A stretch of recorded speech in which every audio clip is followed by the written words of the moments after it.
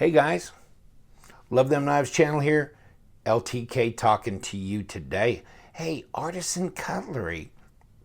I know, been down this road a bunch of times before, but these are different models. The Zumwalt, and this is G10, their G10 model. It's like 50 bucks, okay? Ceramic bearings, blah, blah, blah, all that kind of stuff. Really cool. D2 steel blade. Get over the hump, Humpty Hump. There you go. You stop it right there. You're at the detent ball. Got to break over that. There you go. Nice drop from there. Centered up. Big old thick steel liners.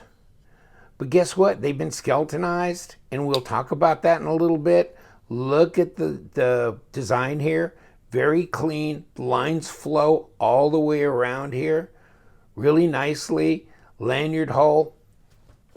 This is the titanium one, S35VN. I think also these may come available in M390 as an option for a few bucks more, which might be worth the extra money. But I haven't seen them actually posted anywhere yet. So as of the filming of this, so this is a blue, purple, blue something. And as I paw it up, it changes more to the purple than the blue. But you see where it's blue? Yeah. Interesting. Of course, titanium, frame lock flipper. It's got multi-row ceramic bearings. This is single row. Okay. Other than that, blades are identical shape and size and length. D2, S35VN, both satin grind. Obviously a regular stainless steel, deep-ish carry pocket clip. I mean, it doesn't go all the way to the end here, but it's fairly deep carry with lanyard hold. This one is a milled clip with a lanyard hole that's incorporated into the back spacer and a left-hand option, as well as the G10 having a left-hand option. Of course, this looks like contoured and machine G10, so very nice. And you can see on the back, I mean, some people were like, how do I do this? Well, you do it with a screwdriver. But how do you do this? Well, there you go. Now we've got Torx. And on this, same thing. The front pivot's got their kind of logo-ish looking thing, but on the back, you've got the Torx. So you can take it apart. And I did. Of course, this one being titanium has a hardened steel insert in the lock bar and an over travel stop.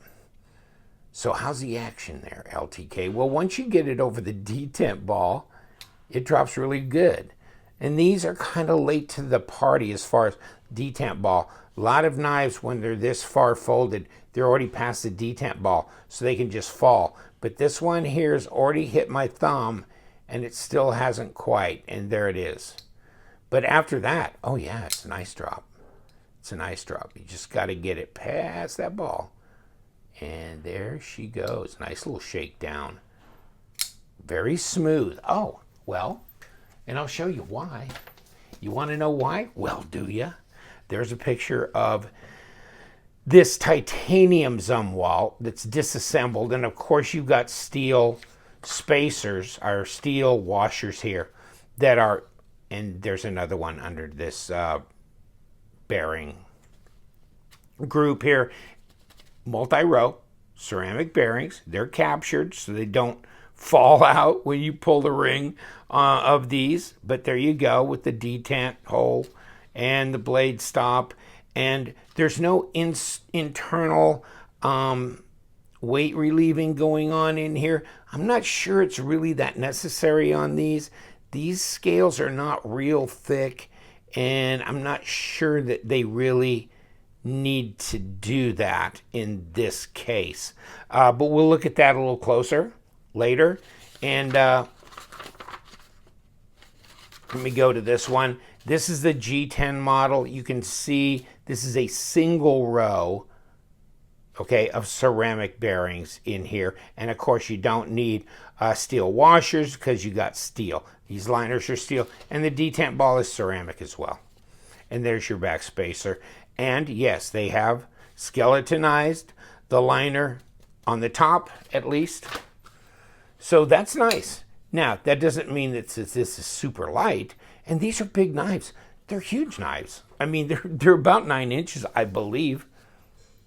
And I'll find out. I kept thinking about 4-inch blade. And yes, it is almost a 4-inch blade, depending, you know, where you measure. Back of the choil on the blade here as far as the bottom. Now you're getting yourself about 3 5/8 cutting edge, and 3 7/8 at least, even at the most forward part of the bolster there. So you really got about 100 millimeter blade. An 8 and just a skosh over, only about a 1/16 shy of 9 inches. Okay, so you got not quite 23 centimeters, but between 22 and 23 centimeter long knife. Crazy, huh? What do you think this one is? Let's just make sure, right? Yeah, looks, yeah, about the same, and yeah, really close. Maybe a 1/16 shorter, actually. How weird is that? 22.5 centimeters. So this is just a tiny bit shorter, if that makes any sense at all. But you got a nice big choil here, so you can go forward. It's you know, depends on how chunky your finger is. If your finger's not as fat as mine, you're even better off. But with this, with care, you can go forward. Now, let's see if they're sharp. Okay, yeah. And you're next, buddy. Let's see about this. Yeah. Well, first you got to touch the paper. Okay, yeah. So yes, they're sharp out of the package. And I think this one just came in that kind of hardened cardboard box that they come in. Nice though. And of course this one comes in this pouch, and then in a, you know, an outer box, the tin thing and all that with the microfiber cloth, etc. So, oh, wrong pouch. Wow. But I just grabbed one of them. So this is the thing. You get a card with it. You get a microfiber cloth. It goes in the plastic, goes in the pouch. And no, this one belongs to the waistline. So this is that waistline, kind of Quaking looking knife that looks like the Canton Tower in China. I got a picture of the Canton Tower somewhere, and you know, Russell told me that's what that is right there. And you know what? It looks dead on, just like the Canton Tower.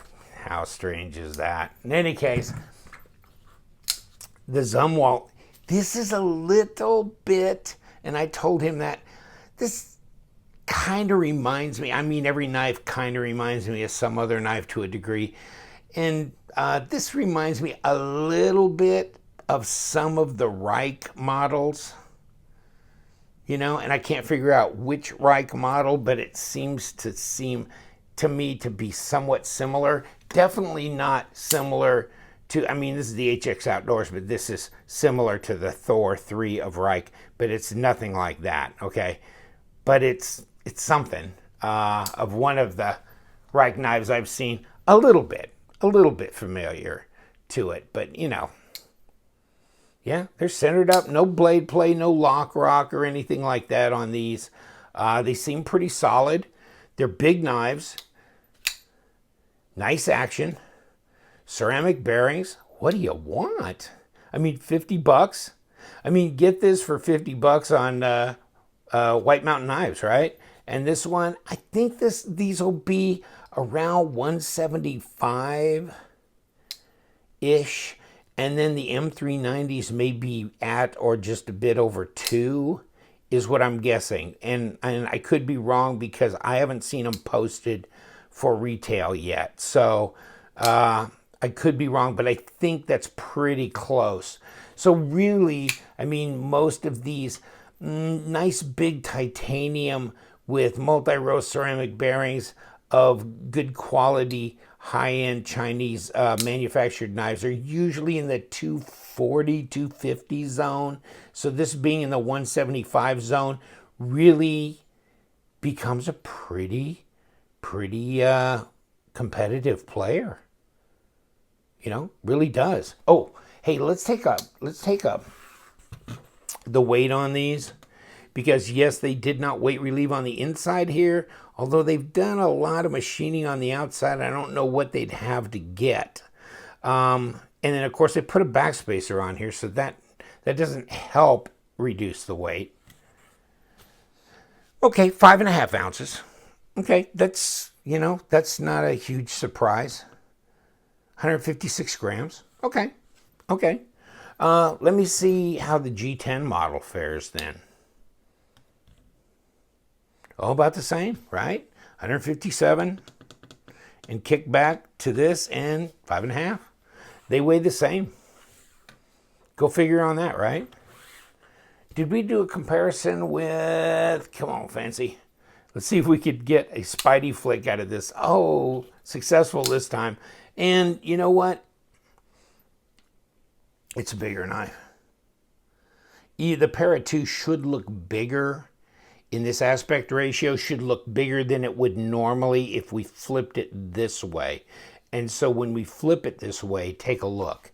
It looks smaller than it did when it was down here. But it's just the aspect ratio. This camera's not sitting straight up and down. You see what I'm saying?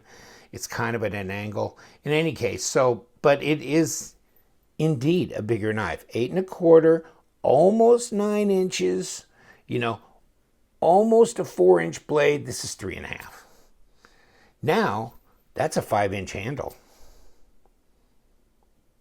And which is a long handle.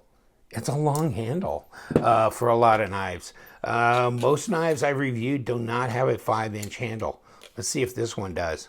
Yeah, it does, right, dead on. So this is a fairly long handle, you know, considering most of the knives that I review. Get over that detent ball. There you go.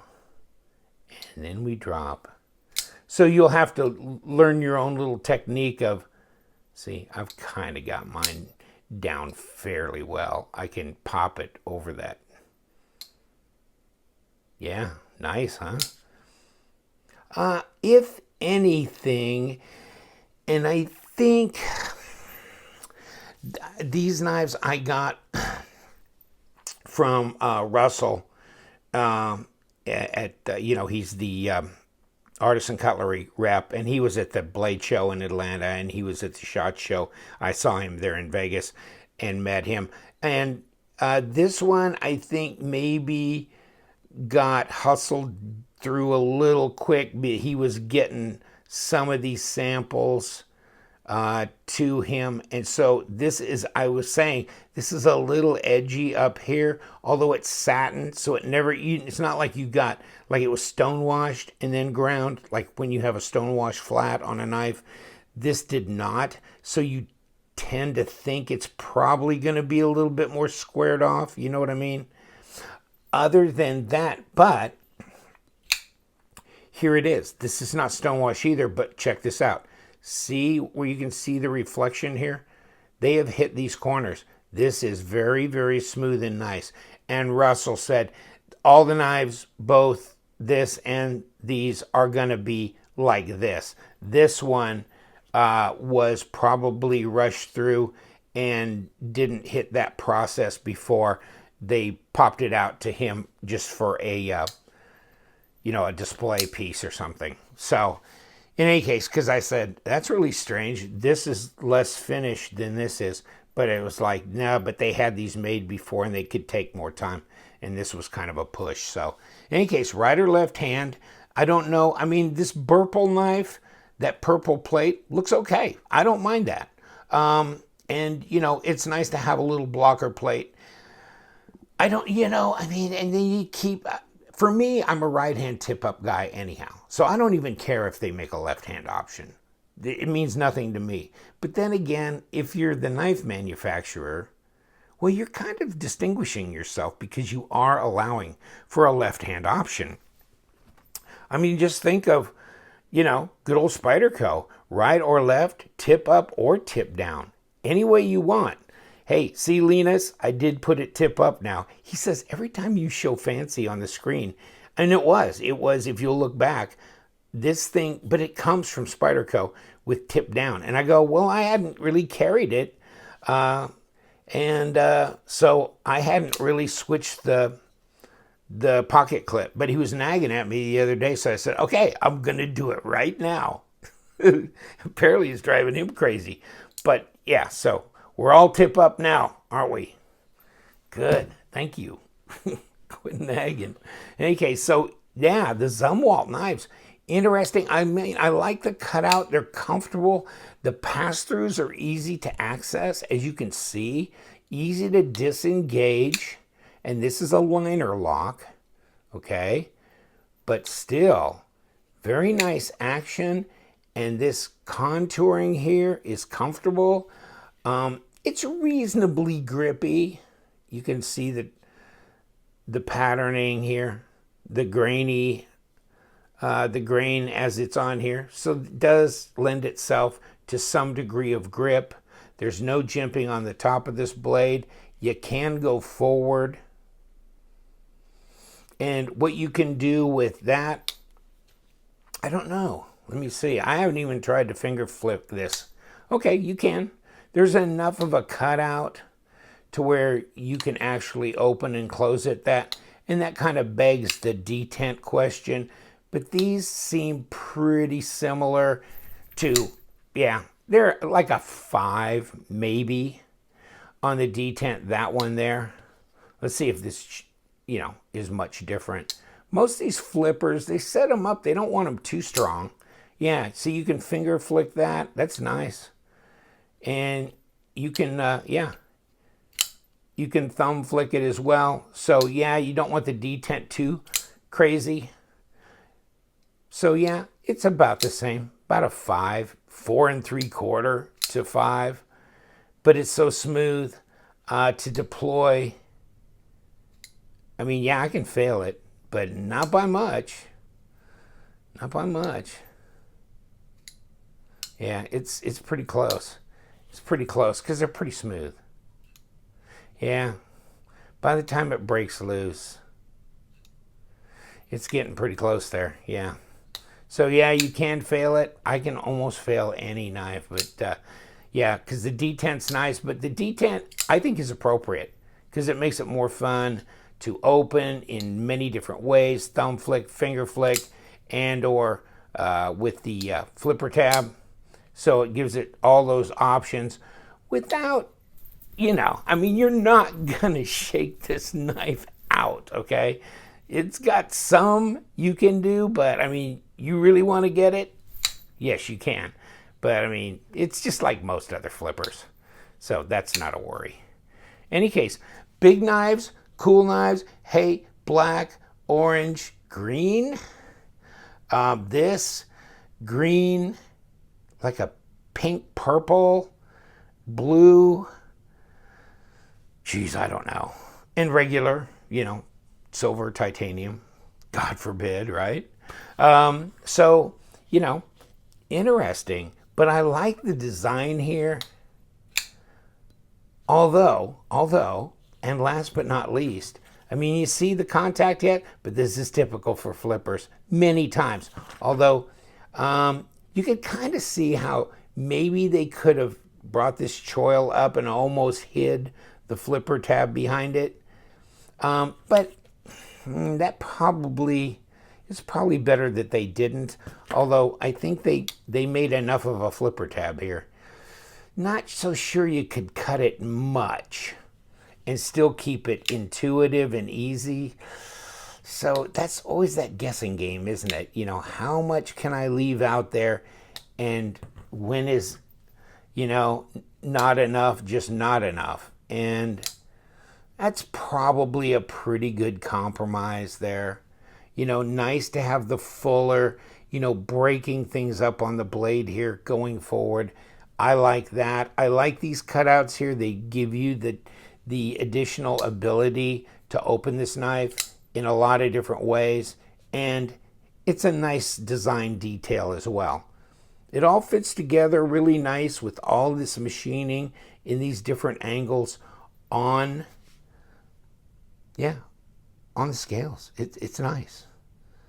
And hey, if you get an anodized one, don't forget the Windex. Every once in a while, never hurts. Cleans it right up, just makes it like whenever it came out of the pouch. But yeah, I mean, some colors that are anodized, some colors fade more or, change or are more affected by oils and stuff that come in contact with them than other colors. So maybe the green would hold up better. I would think it would. The blues are a little tougher, especially when you get the darker blues. So this is probably one of the toughest colors to really hold current. But it's really not doing too bad considering. I can't remember the last time I hosed it down. So yeah, and I've been handling it a fair bit. So I should have done it before I started the damn camera.